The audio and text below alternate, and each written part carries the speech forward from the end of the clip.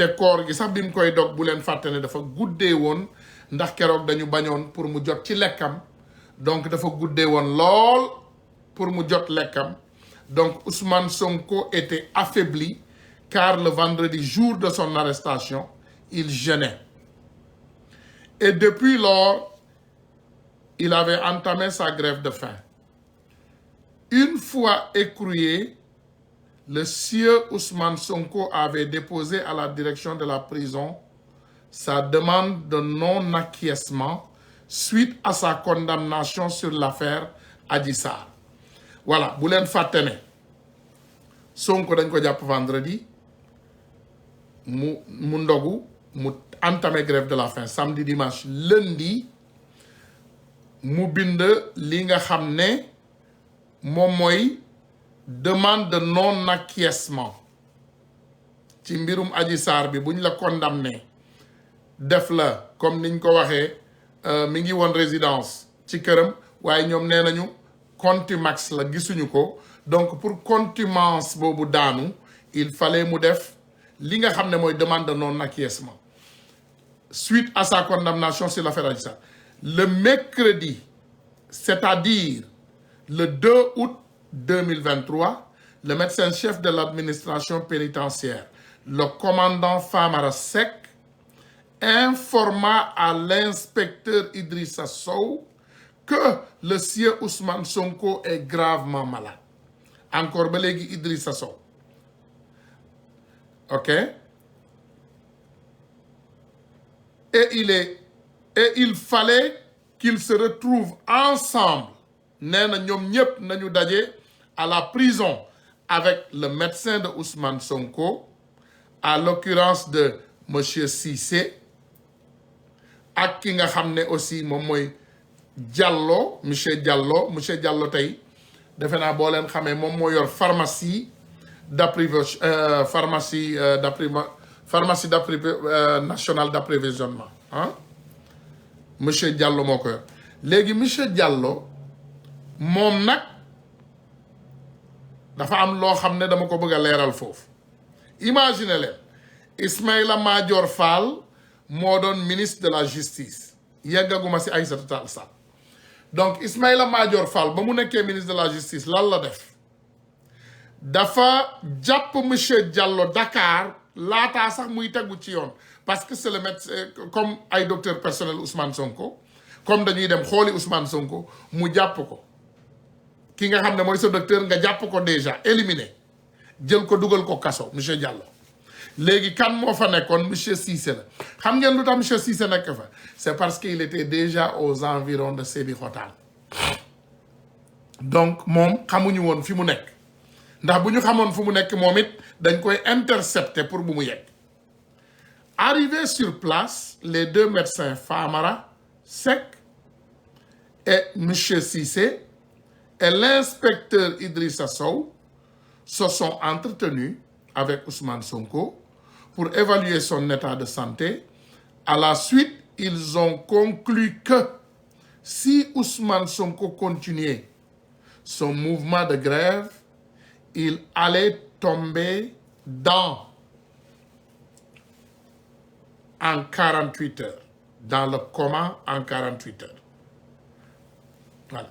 Malheureusement, ce qui est arrivé le vendredi 4 août 2023, et quand l'inspecteur Idrissa Sow a été informé par le médecin-chef de l'administration pénitentiaire, le commandant Famara Seck, il a aussitôt autorisé, ba léegi Idrissa Sow, il a aussitôt autorisé le transfert de Ousmane Sonko envers l'hôpital principal de Dakar. Malgré les pressions, ay pression yu mu jot ministre bi ne ko bu ko def bu ko yóbbu bu leen ko def Ismaïla Madior Fall ne bul ngeen ko yóbbu bàyyi leen ko foofu parce que dañu bëggoon Ousmane Sonko amaana benn mu ñàkk bakkanam wala ñaar mu nekk ci état boo xam ne dootul mënati maanaam njiite réew dootul mënati nekk candidat état boo xam ne soit végétarien state wala état bu graaw a graaw boo xam ne mënatul nekk candidat. Aussitôt autorisé son transfert de Ousmane Sonko vers l'hôpital principal de Dakar. malgré les pressions du ministre de la Justice, Ismaïla Madior Fall, qui ne souhaitait pas l'internement de Ousmane Sonko à l'hôpital. Premier embrouillement, l'inspecteur Idrissa Sow avec le ministre de la Justice. Madame inspecteur Idrissa Sow, bobu problème la ñëk am ak ki nga xamné mom moy Ismaïla Madior Fall. Sur la demande de non-acquiescement de la condamnation sur l'affaire Adji Sarr, déglu leen ma bu baax. Le vendredi soir 4 août 2023, l'inspecteur Idrissa Sow a reçu la demande de non-acquiescement des mains de M. Samba Diouf, inspecteur régional de l'administration pénitentiaire de Dakar d'alors. L'inspecteur qui a commandé en ce moment-là toutes les prisons de Dakar. Le lundi 7 août 2023, l'inspecteur Idrissa Sow a enjoint son chauffeur Bayal Sow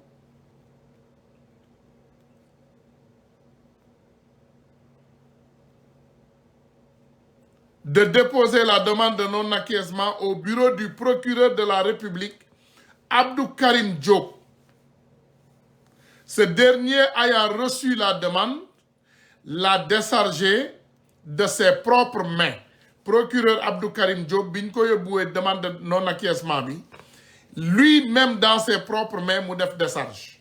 Déglu leen bu baax li may wax. OK? Dont l'inspecteur Idrissa Sow dispose de la copie. À la grande surprise générale des Sénégalais, yéen ñëpp dégg ngeen, au courant de la même semaine, yéen ñëpp ci même semaine boobu ñu dégg, le parquet de Dakar nie avoir reçu copie de la demande. C'est ainsi que M. Clédor Ly, Ciré Clédor Ly, avocat de Ousmane Sonko, interpelle le colonel Jean Bertrand Bokandé, mi nekkoon DG administration pénitentiaire, sur le fait que est-ce que la dite demande a été déposée au parquet de Dakar.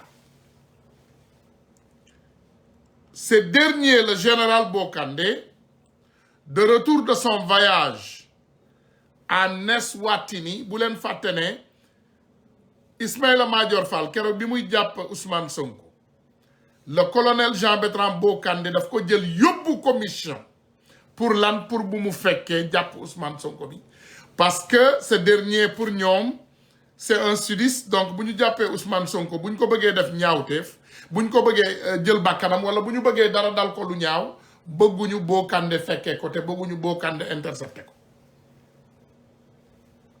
Léegi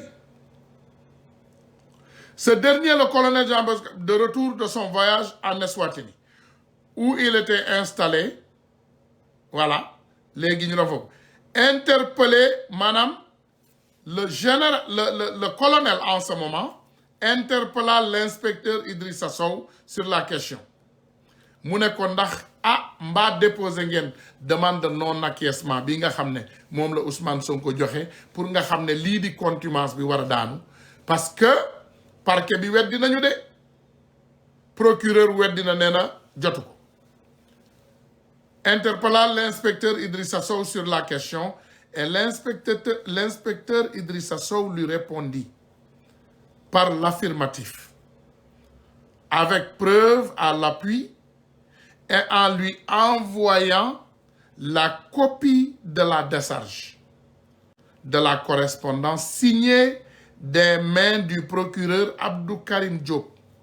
Deuxième embrouillement, l'inspecteur Idrissa Sow avec le ministre de la Justice. Sur l'internement de Ousmane Sonko au pavillon Teranga de l'hôpital principal. Déglu leen.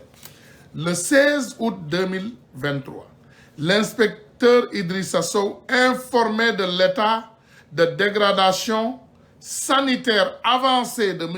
Ousmane Sonko par le médecin-chef de l'administration pénitentiaire aux environs de 22 heures. Aussitôt, il répliqua à l'hôpital et il y est resté jusqu'à minuit moins avec Ousmane Sonko et les médecins de l'hôpital qui étaient venus à son chevet. Ces derniers avaient informé l'inspecteur Idrissa Sow que Ousmane Sonko était tombé gravement malade pour 5 minutes. Et d'après leurs prévisions, si Ousmane ne suspendait pas sa diète, il pourrait retomber dans le coma avant l'aube, c'est-à-dire la nuit du 16 au 17 août 2023. C'est ainsi que l'inspecteur Idrissa Sow les a autorisés, en cas de malade grave, de transférer Ousmane Sonko au service de réanimation, comme le souhaitaient d'ailleurs les médecins. Troisième embrouillement de l'inspecteur Idrissa Sow avec le ministre de la Justice. C'est pourquoi quand Ousmane Sonko était tombé à nouveau gravement malade, vers 4h32 du matin, dans la nuit du 16 au 17, il s'est vu réveiller en service de réanimation de l'hôpital principal de Dakar.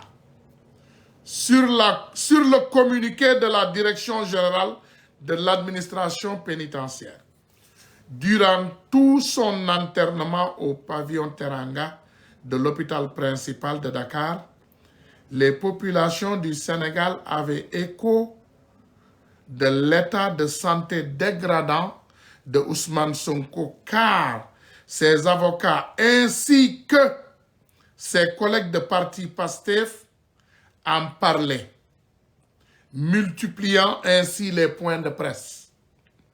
C'est dans le même sillage que le khalife général des Mourides a envoyé un émissaire de Ousmane Sonko avec des dates pour qu'il rompe sa diète.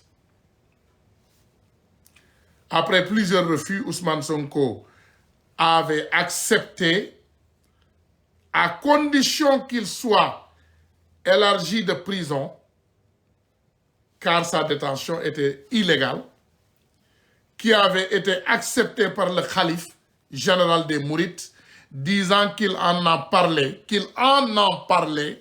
avec le président Macky Sall déjà. À la suite, le président Macky Sall n'ayant pas tenu parole, Ousmane Sonko a repris de forte belle manière sa diète grève de la faim, l'ayant conduit encore gravement malade à nouveau au service de la réanimation. Pour plus haut encore, suite au fait que Ousmane Sonko avait rompu la diète sur l'instruction du khalife général des Mourides, le ministre de la Justice, Ismaïla Madior Fall, voulait en profiter. En avait profité pour solliciter que l'administration pénitentiaire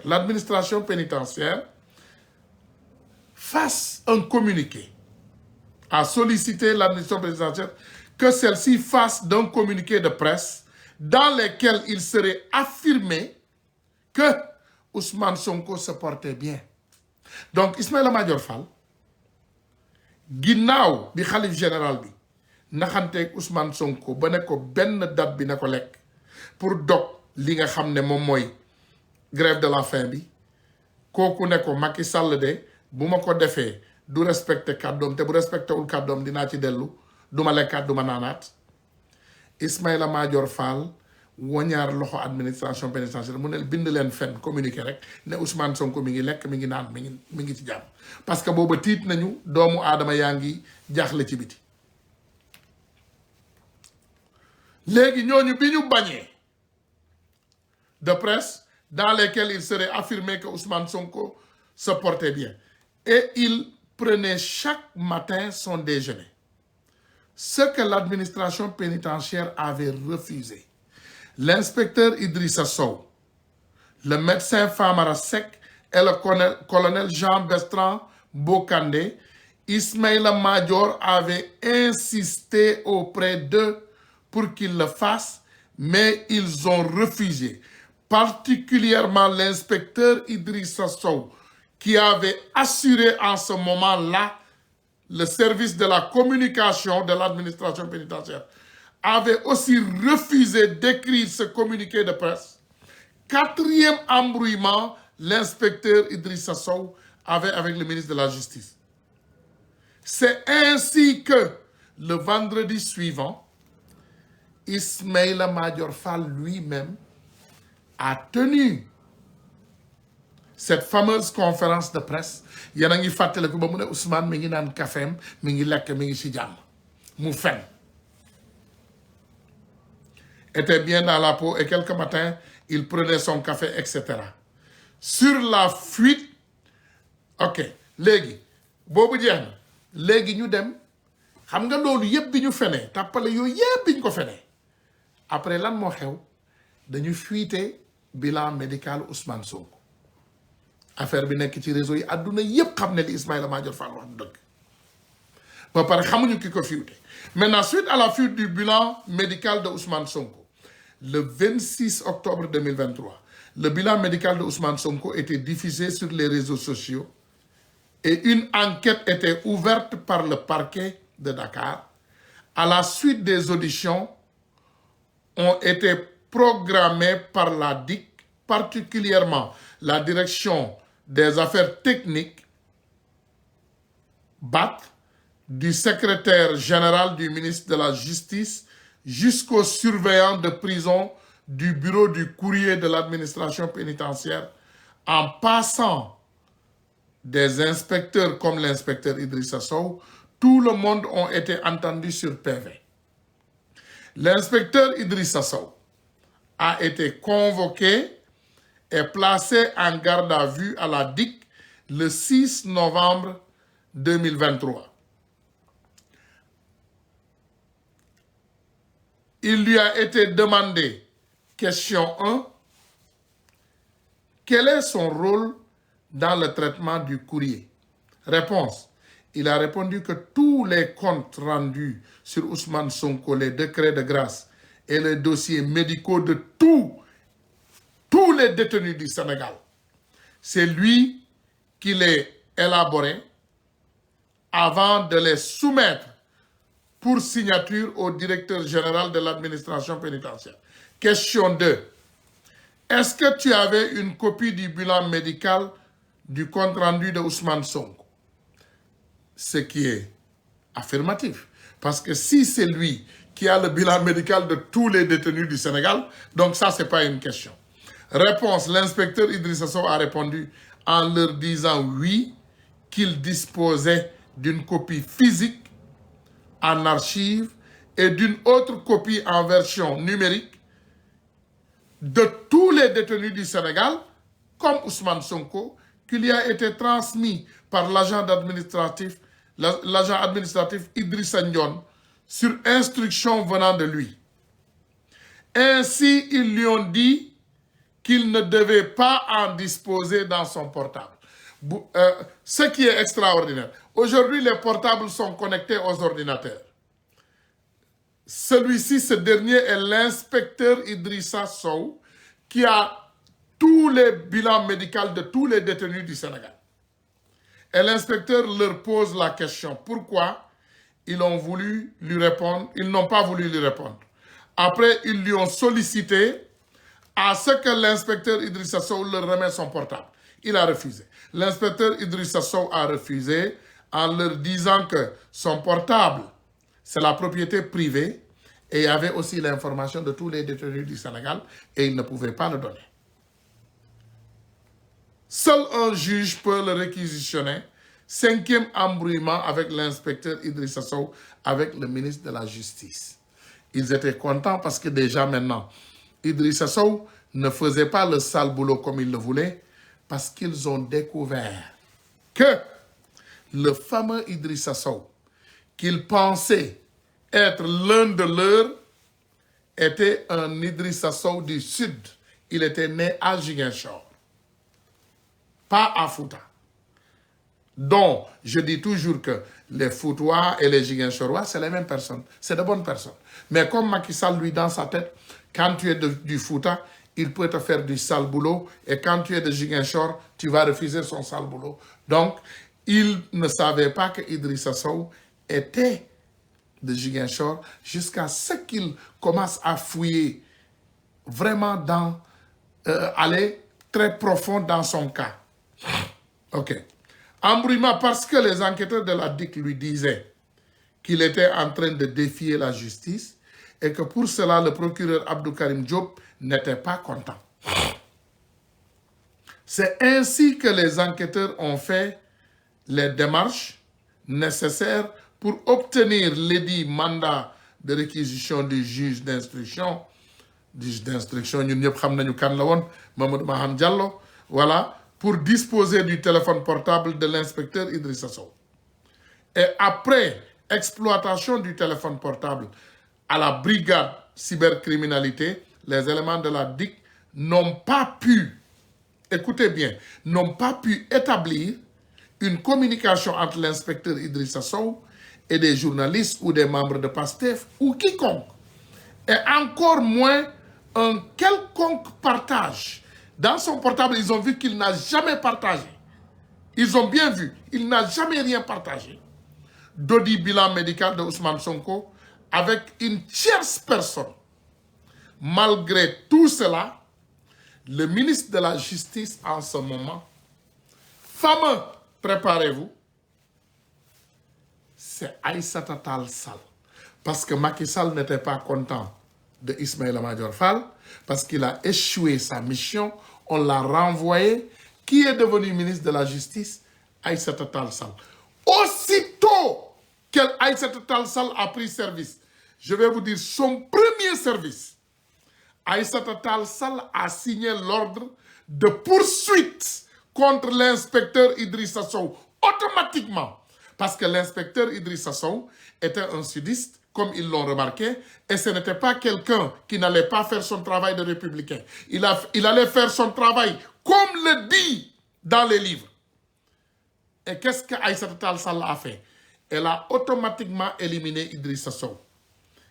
Elle a signé l'ordre de poursuite contre l'inspecteur Idrissa Sow sans aucune base légale, pour ainsi autoriser le procureur de la République de poursuivre son enquête sur l'inspecteur Idrissa Sow, en violation flagrante du statut spécial de l'administration pénitentiaire. Bu leen fàtte ne dañu am statut spécial, dañu am immunité. Qu'est-ce que le ministre de la Justice a fait? Elle a levé cette immunité et demandé que ce dernier soit emprisonné. Lii moo tax ma ne leen ma bañ Aïssata Tall Sall ba léegi mënuma koo xool ndax man yor naa document yi. Dafa doon bëgg a faat Ousmane Sonko. Au nom de rien, elle voulait assassiner Ousmane Sonko. Jël doomu jàmbur yi tëj leen bàyyi moom ay doomam ñu nekk Amérique di yaataa yombe di noos. Je vais continuer. Chose faite, car le 13 novembre 2023, l'inspecteur Idrissa Sow a été finalement placé sous mandat de dépôt avec son collègue de travail, en l'occurrence l'agent administratif Issa Ndione, dont le seul tort pour ce dernier était d'envoyer le document bilan médical de Ousmane Sonko sur l'ordinateur et le téléphone portable de l'inspecteur Idrissa Sow, qui est son devoir, sur la candidature de M. Bassirou Diomaye Faye. Je vais vous dire une petite chose là-bas aussi. En visite de travail au Maroc, sur la question de la formation et du fonctionnement, quand on a envoyé Idrissa Sow en visite de travail au Maroc, dans l'école nationale du personnel pénitentiaire, l'inspecteur Idrissa Sow a été saisi par le directeur de la prison du Cap Manuel. Bassirou Diomaye Faye était au Cap Manuel. Le contrôleur Mambala Faye, qui était très inquiet, à la suite a donné à la demande formulée de M. Amadouba, qui était mandataire, pour qu'il puisse disposer de la signature de Bassirou Diomaye Faye sur la pièce justifiant qu'il était son mandataire maanaam tey Idrissa Sow tur bii ma leen di wax moom moo tax kii nga xam ne moom mooy Amadou Ba di mandataire Bassirou Diomaye Diakhar Faye président Bassirou Diomaye Diakhar Faye pour mu mën a dugg Cap Manuel pour Bassirou mën a signer li nga xam ne moom mooy d'accordal nekk Amadou Ba mooy doon mandataire am sinon Amadou Ba du ko mën a déposer benn document sinon président Bassirou Diomaye Diakhar Faye du mën a nekk aussi candidat non seulement Ousmane Sonko moom éliminé nañ ko mais le même Idrissa Sow mi ngi Maroc moom moo ordonné en effet monsieur Amadou Ba avait sollicité de formuler son contrat de mandature avec le sieur président Bassirou Diomaye Diakhar Faye mais l'accès à l'établissement lui avait été refusé par le juge bu leen fàtte Amadou Ba dafa dem ci juge ba mu ñaan pour mu gis kii nga xam ne moom mooy président Bassirou Diomaye Diakhar Faye man maa ko de président mais bi may bind lii nekkagul président léegi bi mu demee ñu ne Amadou Ba juge bi bañ léegi Amadou Ba dem ci administration pénitentiaire xool parce que am na ay patriotes xool ndax dinañ ko bàyyi mu dugg. C'est ainsi que, encore une fois, Mame Balla Faye a informé la personne de l'inspecteur Idrissa Sow ainsi que l'inspecteur Idrissa Sow saisit la question par le directeur de la prison de Cap Manuel et en tant que deuxième personnalité de l'administration pénitentiaire parce que directeur général bi bu fa jógee Idrissa Sow mooy ki gën a kawe en ce moment-là il a pris ses responsabilités moom Idrissa Sow pour donner l'autorisation au contrôleur Mame Balla Faye mu ne ko recevoiral ki nga xam ne mooy Amadou Ba kooku ne ko juge bi nanguwul de mu ne man maa la jox autorisation et je prends mes responsabilités. Le sieur Amadou Ba Pastef pour qu'il puisse remplir les formalités d'usage à cet effet, sans quoi M. Bassirou Diomaye Diakhar Faye ne remplirait pas les conditions pour pouvoir déposer sa candidature au niveau du Conseil constitutionnel, faute de mandataire. Bu Amadou Ba dugguloon foofu temps bi leen dese woon président Bassirou Diomaye Diakhar Faye document yi duñ ko mënoon déposer. Ce qui posa un autre problème avec le ministre Ismaïla Madior Fall, car en effet, il ne pouvait pas accepter que l'administration pénitentiaire ait pu donner cette autorisation sans prendre son avis au préalable. Ceci est d'ailleurs précipité le départ du colonel Jean-Bertrand Bokandé, dañ ko dàq automatiquement le DG après de l'administration pénitentiaire. 6e embrouillement avec l'inspecteur Idrissa Sow avec le ministre de la Justice. Lii encore une fois ak Ismaïla Madior Faye. C'est pourquoi après la fuite constatée dans les réseaux sociaux, le bilan médical d'Ousmane Sonko, c'était l'occasion rêvée pour le ministre de la Justice après avoir défait le colonel Jean-Baptiste Bokandé d'avoir la peau de l'inspecteur Idrissa Sow waaye bu leen fàtte ne moom bi mu dàqee directeur général administration pénitentiaire moom tamit dañ ko dàq automatiquement Aïssata Tall Sall jël lenge yi automatiquement Aïssata Tall Sall laaj pour ñu jàpp ki nga xam ne moom mooy Idrissa Sow. Ils sont originaires de la Casamance nee nañu et pour cela ils ont été considérés par le régime de Macky Sall comme des affidés de Ousmane Sonko et du Pastef alors qu'ils ne faisaient que leur travail de républicain. Voilà defe naa lii ñun ñoo ko déggandoo ñun ñëpp ñu xam aussi ne que on est dans un état de droit ci Sénégal toujours yàlla daf ñu dimbali on a des républicains ay nit yoo xam ne dañoo ñëw di xeexal Sénégal ku mel ni ce jeune inspecteur Idrissa Sow damay ñëw toujours man di xoolaat suñu jàmbaar yi fan la ñu toll monsieur le président de la République du Sénégal monsieur le premier ministre dañ leen di yëgal ne Idrissa Sow moomu la ñu bëgg a laaj ba xam établiraat ngeen ko ci ay fonctions parce que c'est quelqu'un qui n'est pas radié et que c'était le deuxième plus haut gradé de l'administration pénitentiaire mu war a mën a dellu ci liggéeyam borom kër la.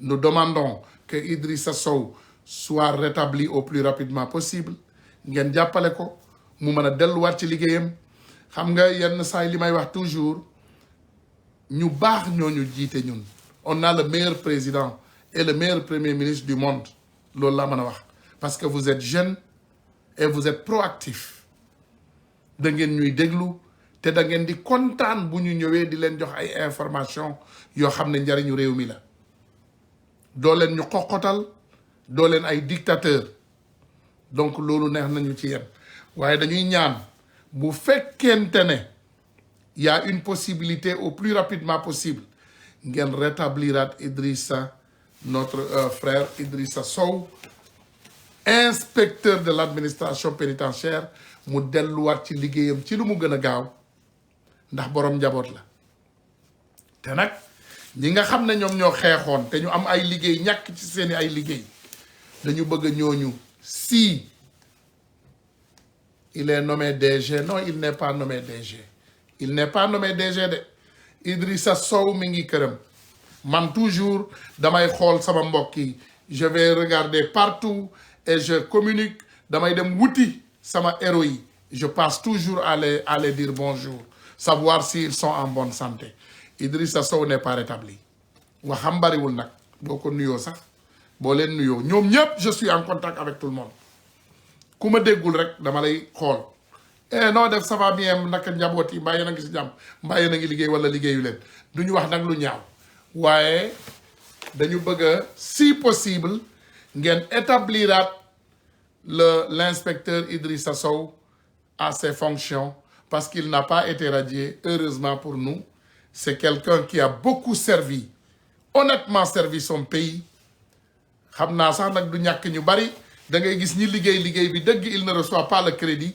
parce que ñi ci kaw du ñu xam lépp parce que dafa mel ni information yi dañ koy brouiller quelque part mais Idrissa Sow bëgg nañu ngeen xam ne il a fait le travail le plus colossal que quelqu'un a fait dans l'administration pénitentiaire pour que Ousmane Sonko aujourd'hui on puisse toujours l'avoir devant nous et que président Bassirou Diomaye Diakhar Faye devienne président loxo Idrissa Sow moo ci jaar Idrissa Sow moomu jàpp nañ ko tëj ko sur injustice jaarale ko ci Aïssata Tall Sall dëmm bi nooxóor bi Aïssata Tall Sall mi yor ay doomam fii ci Amérique di ñuy yaataa yombe day jël ay vacances am ñëw di noos ak ay doomam ma won leen photo yi day jël ay vacances am na fi ay seex am fi ay kër yu rafet am yanj fi di noos ay doomam nekk ci jàmm famille am yépp nekk ci jàmm famille am day ñëw noos mi ngi nii kii mooy Aïssata Tall Sall dans les rues de New York